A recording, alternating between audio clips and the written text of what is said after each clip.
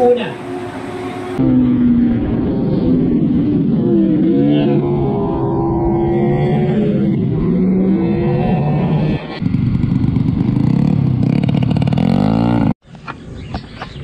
Ayun, good morning guys, welcome back to the channel. So nandito tayo ngayon guys sa Carmona Racing Circuit, no? So na-invite tayo ng isa nating kasama sa Kalmot, sa Calamba and Laguna Motovloggers, Papa Henry.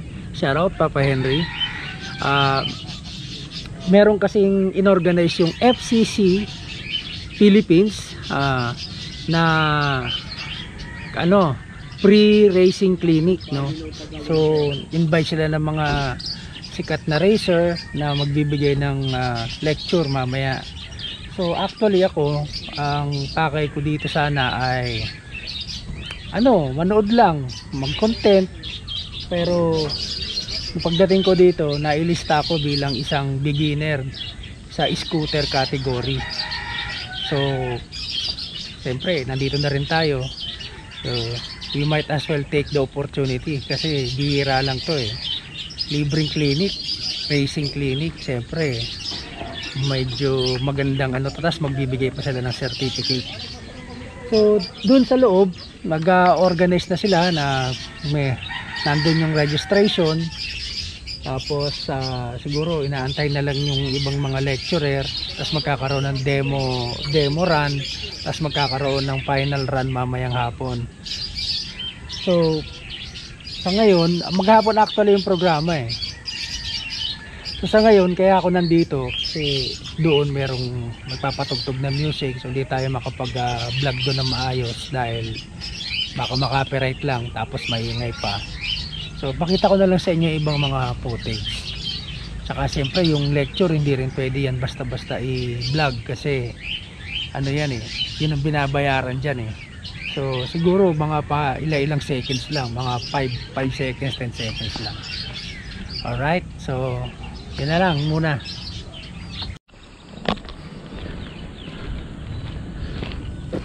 Yan yung racetrack natin guys. So Carmona Racing Circuit, maliit lang naman to. Ayan ang ganda, no? Dito katulad ng mga nasa Batangas o kaya sa Clark.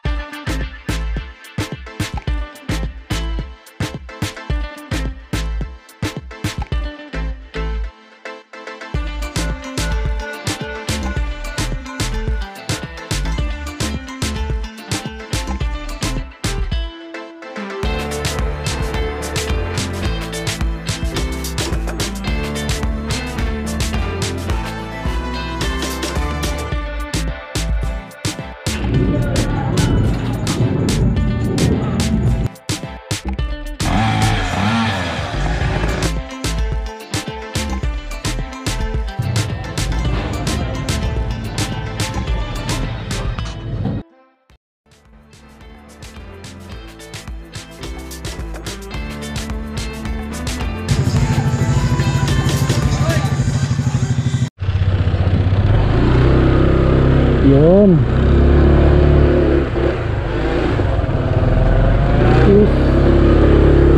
Yun guys, normally hindi pinapapasok yung mga hindi tatakbo na motor, pero since konti lang naman kami, pinayagan kami mag-park doon sa loob.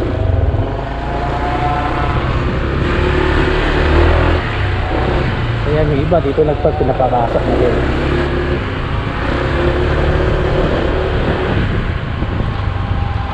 Oy, mga staff to na FCC Technology.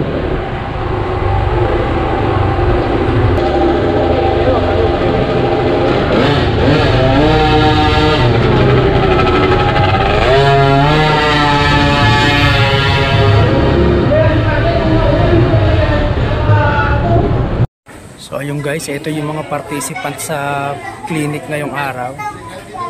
Ayan, kasama natin yung isa sa Calamba, Laguna Motovloggers, si Papa Henry. Hey, hello!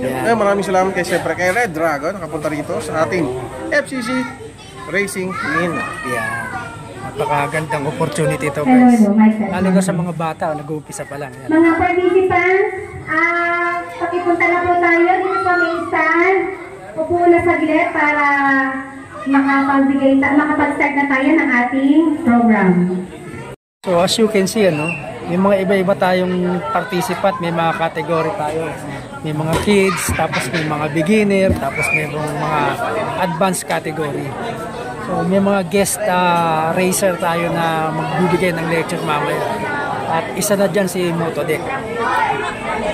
Welcome sa kauna-unahan FCC Racing Clinic. So maraming salamat sa lahat ng mga nag-on registration at saka doon sa mga in-accommodate namin na originally ay wala sa listahan. Let me call on ang aming FCC Philippines President, Mr. Nakada, para isang welcome remarks. So, anong na-focus naman?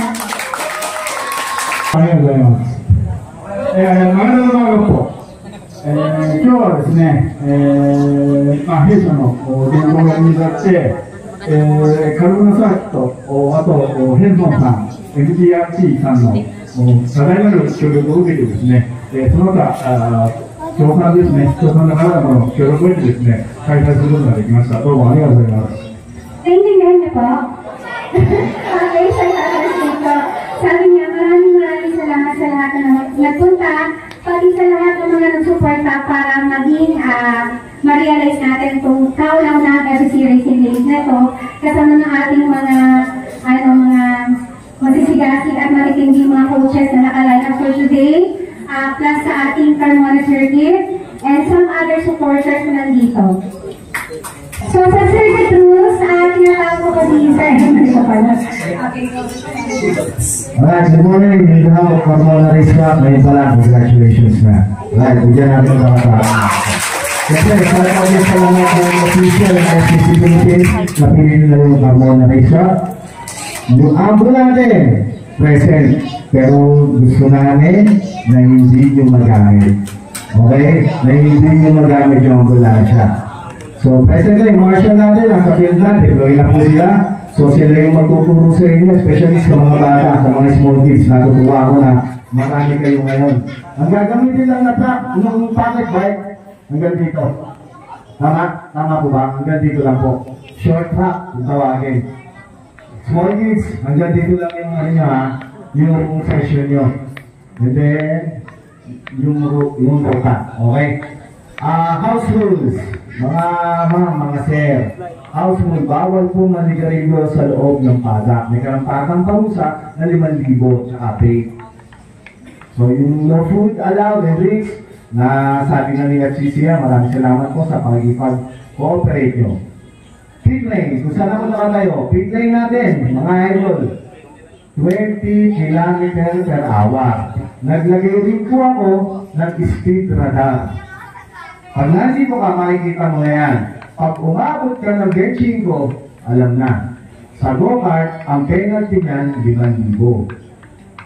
Sa motor, tatanggalan po ng isang 0, 500. Every time na gagawin nyo. White line. Ito po yun. Mapupunod po doon yung white line, hindi niya na to. Bahagi ito. Doon po kayo. May makikita kayong 5 araw kung saan doon kayo dadaan. Especially sa mga bago. Marami pong bago.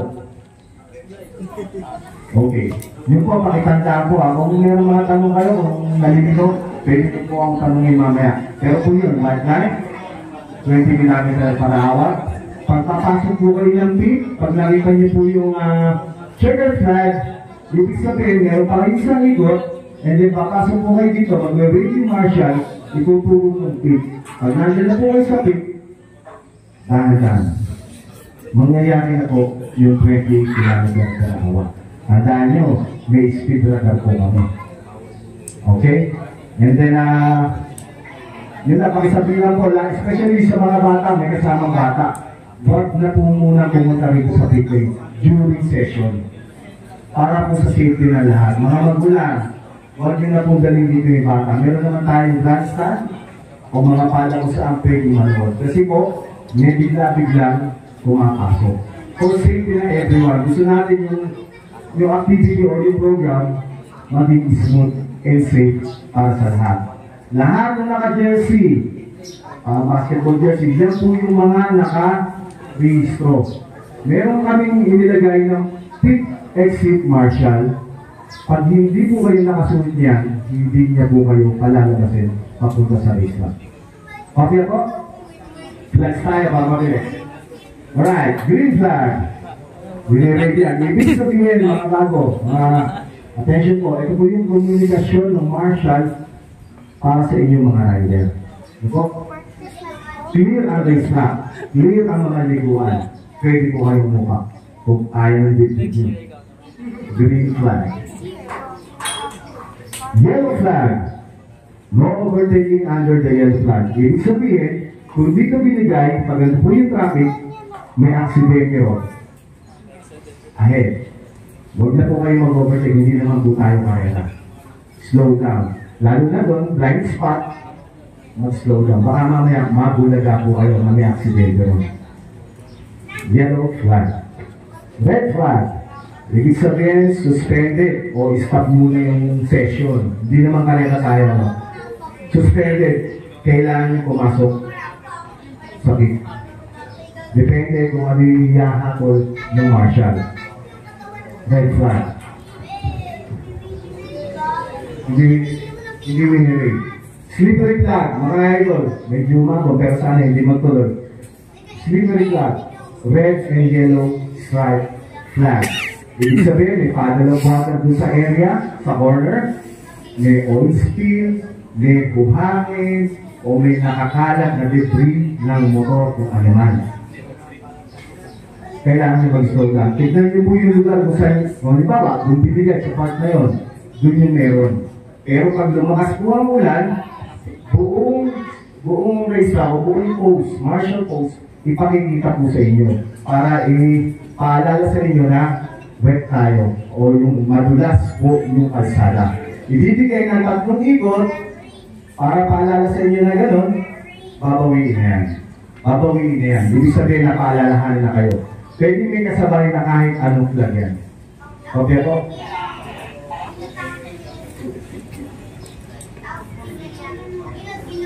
Alright, blue flag. Sa kanila ginagamit ko pero pwede namin ibigay sa inyo lalo na sa mga beginner. Ang bagay mo. So nasa likod mo yung mabilis. Okay?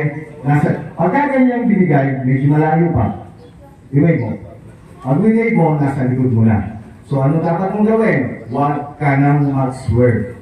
Kahit nasa racing line ka, huwag ka nang mag-swerve. Kasi baka mamaya, nasa likod mo na nga siya, nag-swerve ka ba? Hindi siya pupunta. Pum. Huwag ka nang mag-swerve. Hayaan nyo yung leader, kung sino man yung leader sa inyo, kayo dumiskarte para ma-overtaken. Lalahanin kapag binigay sa inyo yan, huwag na kayong mag-swerve. Kopya? Blue flag. At syempre, gusto na lahat. Checker flag. Ibig sabihin ng checker flag, doon po yan magsisimula sa start and finish. Checker flag, tapos na po yung session. Kung may time trial, tapos na po. Kung may karera, tapos na po. Isang beses lang yung binibigay yan, mga idol. Pagkatapos dito, lahat ng marshal post mag-wave ng red and yellow. Yun po yung kapalit para sa mga post ng checker flag. Okay po? Pag nagdalawa ka nito, may penalty. Bakit? Hindi nyo nakita? Imposible namang hindi makita, mga idol. Ano? Win-wait naman niya kahit sa malayo, kita-kita niya. So, tayo magdadalawa dahil may karampatang penalty. So yun yung mga rules natin. Tandaan niyo po, kung sakaling may sumetang nakasama nyo, huwag ninyong tutulungan. May mga marshal tayo, sila ang tutulong. Hindi yung hihintuan nyo. Baka yung nasa likod nyo naman, tamang pa kayo. Hayaan nyo lang. Hayaan nyo, sumetang, kayo yung guided. Kung halimbawa isa sa inyo sumetang, kayo, pakiramdam ang sarili, taas ng kamay, lalapit ang marshal. Kung kailangan yung tulungan nyo. Maitabi. Makinig po tayo sa marshal dahil sila yung maglalagay sa pinaka-safe na lugar ng unit nyo at saka especially kayo. Okay po? Sa pag-reminder, pag pupunta po tayo sa pit lane exit, all riders, responsibilidad nyo po na ilock ang helmet. I-check naman namin yan ng mga marshal. Pero responsibilidad nyo, mga rider, na ilock ang helmet. Ang huli nyo isusuot sa gear nyo, gloves. Kasi pag naka-gloves na kayo, tsaka kayo mag-helmet, mahihirapan kayo. Okay? Allowed ba yung mga gantong shoes? Pakisikipan na lang po yung sintas. For safety yan. May pangyayari po kasi. May pangyayari po kasi. Naka-bands. Ganda ng bands. So may plan po, no? Alam niyo yung nangyari. Isipin niyo, ito yung paa. Yung medyas, ubos. Yun naman, ubos din. Yung kung tatlo, ubos din. Ha? Hindi, boss Lex, may dalawa pa. Ang sarap patangan ng kalamansi. Puti mo na. Pero anyway, kaya ako, sa mga bagong rider, pag nagre-race na kayo, mas maganda po, mag-invest tayo ng gear. No? So, yun po. So, nakikita mo mga palit, sigipan niyo po yan, responsibility niyo po. No? Sa mga gusto mag-race up, gamitin mo na yung pagkakataon, mag-race up, punta po kayo dito, kausapin niyo kami. Mabibigyan namin kayo ng magandang deal. Ayan. Alright? So, muli po, ako po si Eman ng Armour Resort. Napapasalamat po sa FCC Philippines, sa inyong mga participants na maging safe and smooth yung event natin today. Let's go!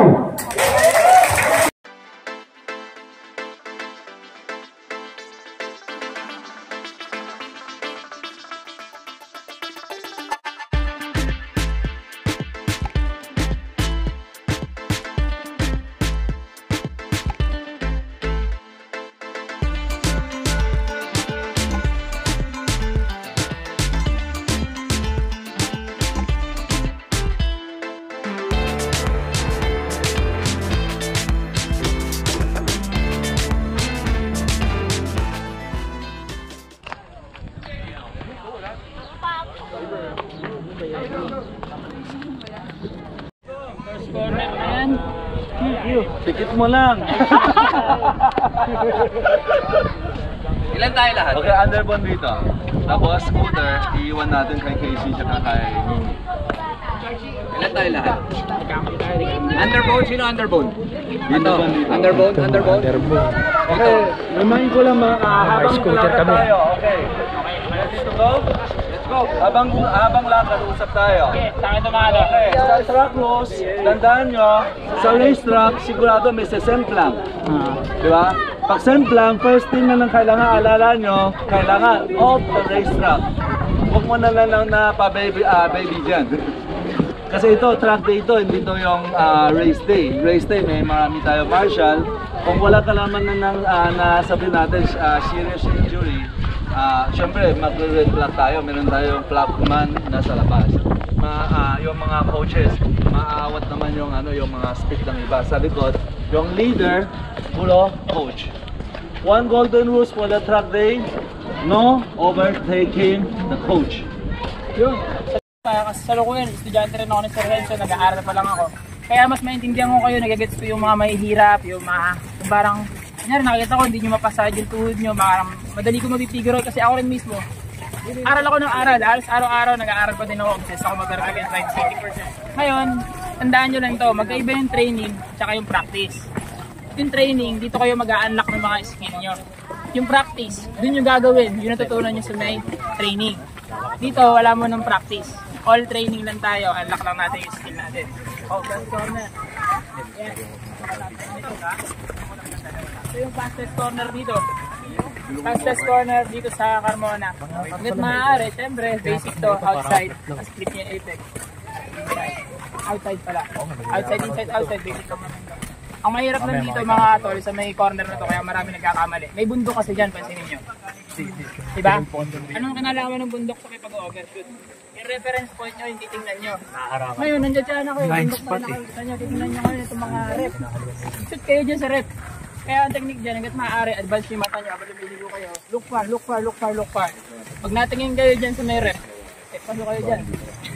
Okay, dito meron habang sa training, sa harap mo, lagi meron naman coach.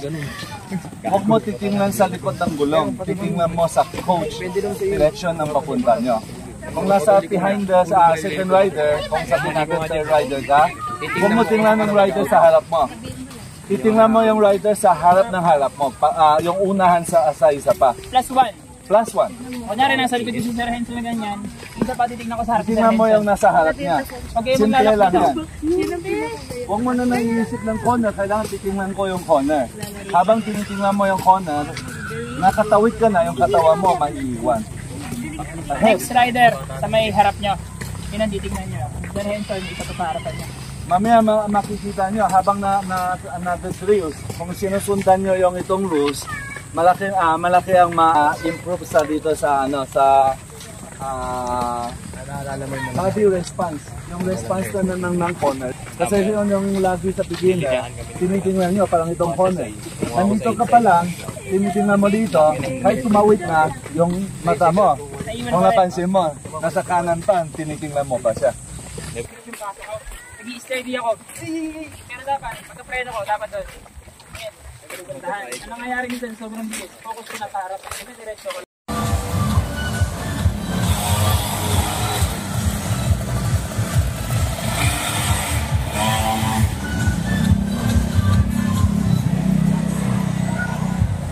Medyo malaki na yun ha.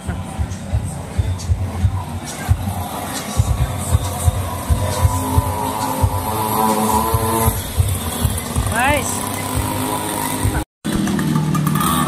Doon sa unan! Diretso lang, diretso!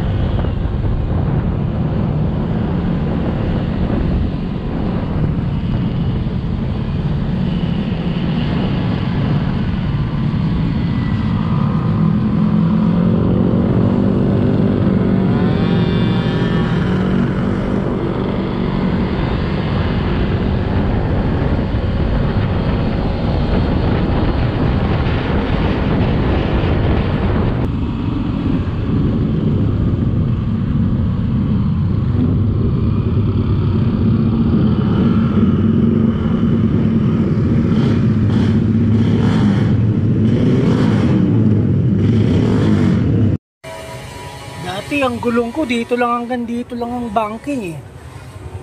Dito sa racetrack, umabot na rito. Matagon ka, ano yung reason natin? Okay? Kaya mamaya next session, okay ba lang na tayo, tayo mag-play kasi kailangan blueprint sa setting check. Wala rin lang simula ka sa isa. Yung pinipilit natin na ng speed na hindi mo kaya ng control. You're risking yourself na it will crash. You have to build the confidence in on your corner by the ability.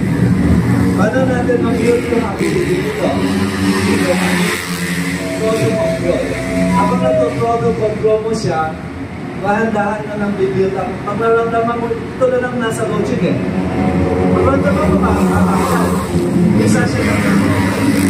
Kung ulit yung papasok mo, kaya mo malamang nasakto mo yung timing ng throttle timing mo na acceleration yung yung pwesto na sinagasan mo. Ganda. Paano ma-achieve mo ito po eh? Subukan nyo mamaya. Traffic control. Ang napansin ko kanina, siyempre focus tayo lahat sa hindi tayo uwemreno. Hindi tayo magsasawin yung gas. Lahat tayo focus natin yung feeling natin eh. Yung RPM nun ba, inalagaan natin, lagi may laman ng konti, di ba? Ang napansin ko lang kanina sa mga group ko, pero sinilin ko din kanina, yung ulo, 15 medyo late siya. So tingin ko mas makakatulong. Kaya ako eh. Kasi yung drills na to, matagal ko na hindi ginagawa eh. Yung ginawa ko kanina, medyo nalula rin ako. So yung mag-corner tayo parang, wow, wow, wow, wow, wow, wow, wow. Hindi ganun siya feeling kasi parang tumatapon niya yung speed. Actually parang gano'n na nga yung corner speed namin yung mismo eh. Pagka kumakarera eh, yung takbo natin kanina eh. Ngayon, yung mata nyo, try nyo i-advance. Kung yun parang inariligo kayo na. Kaya yung huwag kayo mag-lock sa harapan nyo. Try nyo pag-alat muna para may advance yung mata nyo. Try nyo palagi, mas advance yung mata kaysa sa may yung galaw ng tao. Kasi malilate yung galaw ng katawan pag di nyo natingin agad. So mamaya, no brakes tayo, no throttle, pero kalmahan nyo lang. Kasi ang goal naman natin din isa, yung tingnan yung advance na pupuntahan natin. Kasi nakikita kayo mga ulo. Masabay lang ng katawan, yung shoulder nyo. Usually, naiiwan yung shoulder dahil yung itong katawan nyo pa, andyan pa, tapos yung ulo, dito sa itong katawan. Kaya lang motion karaniwan dyan eh. Di corner. So, yun tayo, walang break try nyo paunahin yung vision nyo. Huwag nyo masabay lang na. Paliligaw tayo nun. Try nyo mamaya, kalmado, no brakes, tapos kalmado throttle, plus advance nyo yung mata. Kung saan nyo gusto pumunta, tingnan nyo lang mas una. Alas, ito pa rin tayo sa ligo. Alas, pag nakita nyo yung puntahan nyo, tingin na tayo ng konti, reference point ang tawag doon. So, i-advance nyo yung mata nyo. Magugulat kayo. Kahit hindi nyo kontrolin yung manibela nyo, kung saan kayo gusto tumingin, doon kayo mapupunta. So, mamaya, stay pa rin, ganun pa rin tayo ha. Maglalagay na tayo ng marker. As kunyari, ako, coach, punta ako sa gilid, pag gumanin ako, tutusukan nyo yun, malamang lalagyan ng letter X yung racetrack. So pagkakanyari, pag sunod ko kayo, lumogo ako, pag ginanin ko, punta lang kayo sa may linya. Makikita nyo yun, may X-mark mamaya sa racetrack. So doon kayo atake yung mga area na yan. Pero, huwag kayo umibigla lang, uy, pinagawa ko nito! Sabreno kayo. Di ba rin, parang ako bahala doon, kalmahan nyo lang.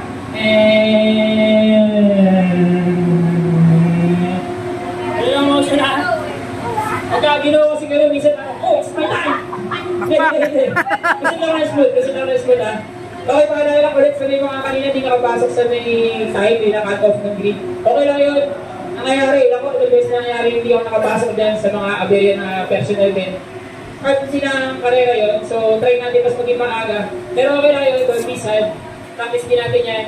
Lagi nyo alam yun, check yung mga schedule, yung mga tropa sa FCC, dyan, hindi kailangan kayong tanong. May tanong nyo lang agad, abangan nyo yung schedule nyo, tapos mag-set kayo ng alarm nyo. At least 5 minutes advance tayo doon, as kwentuhan na lang tayo ron.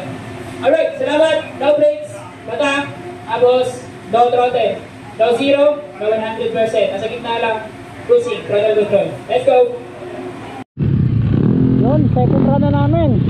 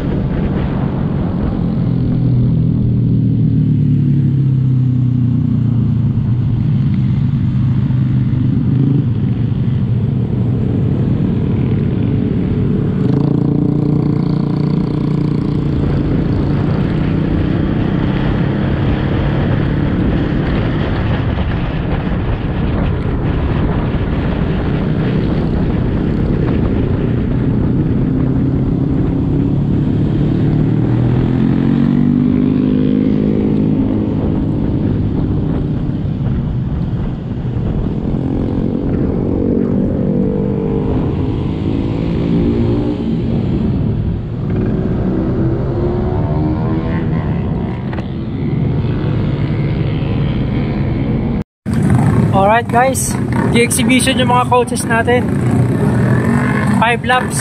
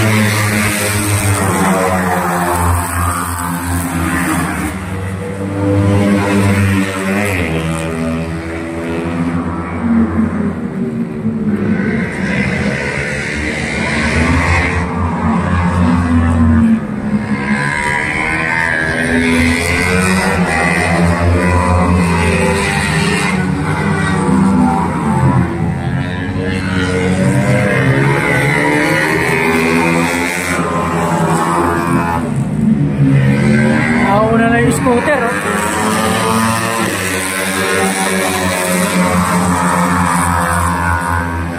Puro scooter pala yun, apak. Diba?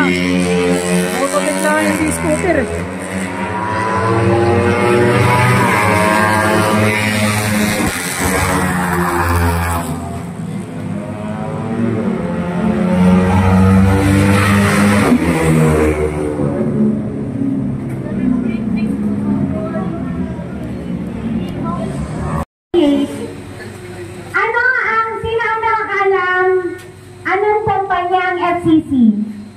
Taas ng kamay, don't be shy. Walang makakasagot? Okay, sige po. Ano pong FCC? Sige po, sir. Ikaw po na ikaw po na naka-cap. Company po na napupulis po ng mga class system. Nice. Sa totoong buhay, ang FCC, since 1939, napoproduce na kami ng clutch engine parts. So, yung mga nakikita nyo sa inyong mga motor, Honda Beat, Honda Mio, Honda Click, CBR, yes, Yamaha, at Kawasaki, Suzuki. Pag binaklas niya mga yan, karamihan ng clutch engine parts nila ay FCC ang logo ng clutch. So, tingnan nyo, gano'n nakatagal ang FCC. Ngayon lang talaga kami parang umaalagwa sa Philippine market. Kasi all this time, ang Philippine factory ng FCC ay since 1993. So, ilang years na tayo? 32. Ang galing naman ng mga taga-FCC. Andito ang mga taga-FCC eh. Full support. 32 years na ang Philippine factory. Pero, ever since kasi more on export kami. Nag-export kami sa Kapwa FCC. Si Kapwa FCC nagbibigay kay Honda, Kawasaki, Yamaha, Suzuki. At hindi lang yun. Even ang Ford, BMW, Harley Davidson, Aprilia, ano sa ito? Nandisake, brand ba? Baja, sino na ba Baja sa inyo? FCC rin yan. So, ayun. Ngayon, unti-unti natin gagawin popular ang FCC. So, maging conscious lang kayo, makikita niyo talaga yung clutch nun. Ano yan, ang Honda 61948 ang dealings namin dyan. The speak of kung gaano ka-high quality ang FCC pagdating sa clutch parts. Anyway, this closing program na natin. This closing program na natin, we call on our President Mr. Nakada. Isang pasigabong palakpakan naman at今日はですね、雨が一時期降りましたけれども、天気も回復してですね、非常に、暑い一日になりました。皆さん、怪我された方はいないでしょうかね。Thank you daw po sa pagdala niyo. Despite na napakainit na araw ngayong araw na to. Wala naman daw na aksidente sa inyo. Uuwi naman tayong paano? Uuwi pa naman tayo po. Baka umamin. Wala, kahit meron. Sa kanina, yan for experience naman yan. So okay yan yan. これもですね、こちら、バナナサーキット、あとですね、DID 様、その他協賛、いろいろいただきまして、誠にありがとうございました。成功したというふうに思っております。来年もやりたいと思っている方はですね、成功するの後に大礼答えてください。Ang haba nung interpret ko. Anyway, ayun, napapasalamat po si Mr. Nakada bilang presidente ng FCC Philippines sa Carmona Racetrack na binigyan tayo ng pagkakataon na dito natin i-hold. Sa lahat ng mga supporters natin, sa mga coaches, and sa sponsor natin na si DID na nandito rin ngayon. Mamaya bibigyan natin sila ng time para magbigay ng konting remarks from their Japanese president. And also sa inyong lahat, syempre kasi pumunta kayo ngayong araw na to. Sa tingin ko ni Mr. Nakada ay naging successful naman ang event na ito. Sa tingin niyo ba naging successful ang event na ito para sa inyo? Yes! Palakasan pa ng konti. Naging successful ba? Meron isang request si Mr. Nakada sa inyo. Pag sinabi niyo daw ng head, lakasan niyo daw yung parade. Okay. Okay ba sa inyo? Okay. Yes! では行きます。ヘペヘッ！ヘペヘッ！ヘペヘッ！Thank you very much. Ngayon, I would like to call on Mr. Yunimura. Yunimura-san, the president of DID. Meron ba nakakala sa inyo ano yung DID? Cadena. Cadena? Cadena, yes. Ano Tagalog?